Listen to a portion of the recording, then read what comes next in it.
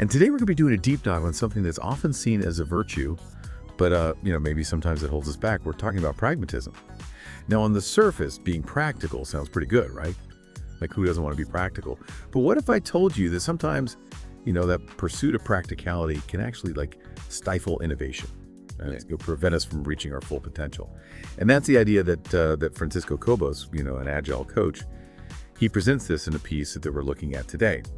And he noticed this pattern where people, especially in software development, were using pragmatism as a way to kind of resist change or avoid, pushing themselves beyond their comfort zones. I mean, think about it. You've probably heard this yourself. Someone suggests a new approach. And the immediate response is, well, let's be pragmatic here. But what they're really saying is let's stick with what we know. Let's stick with what's easy, what won't rock the boat. Now, before we go too far, let's acknowledge that there's definitely a place for pragmatism, like in their classic book, the Pragmatic Programmer. Andrew Hunt and David Thomas, they lay out some key principles that are really helpful. They talk about focusing on solutions and embracing change and continuously learning. And these are all really valuable traits. And it highlights the importance of communication and adaptability, in software development. But here's where Cobos' critique kind of comes in. He's asking us to consider whether some self-proclaimed pragmatists, are they actually living up to these principles, or are they just using the label as a way to shield themselves from real progress? In other words, are we so focused on being practical, in the short term, that we're missing out on the bigger picture, the bolder vision, the potential for real innovation? So Cobos is really challenging us to examine, how we define practicality. Is it really serving us, or is it, maybe holding us back? He suggests that sometimes a little dose of idealism, it might be what we need to really drive innovation. Think about the concept of Kaizen, that idea of continuous improvement. We often apply this to, teams and organizations, but Cobos argues that it's just as crucial for individuals.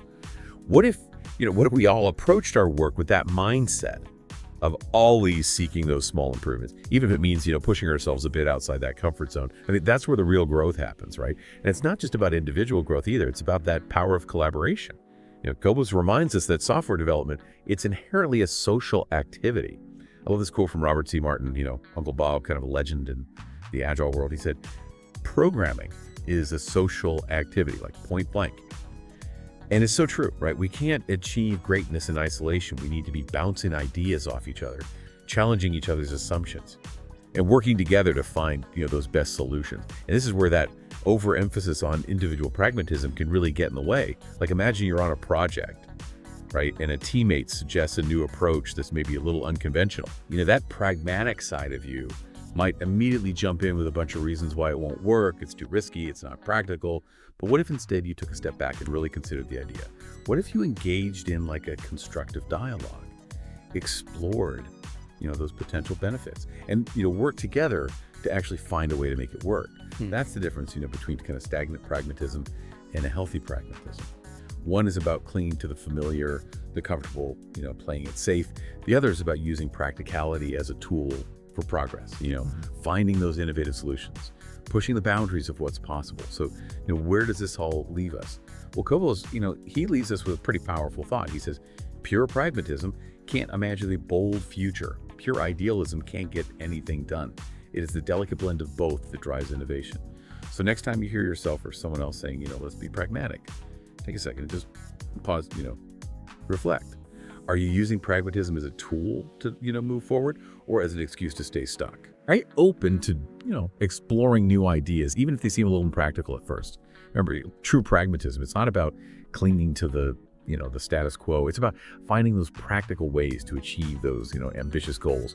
It's about balancing that healthy dose of realism with a vision for, something better, something bolder. So embrace the power of pragmatism, right? But don't let it become like a cage that limits your potential or the potential of your team. And who knows, maybe by blending pragmatism with a little touch of idealism, you'll unlock a level of innovation and success you never even thought possible.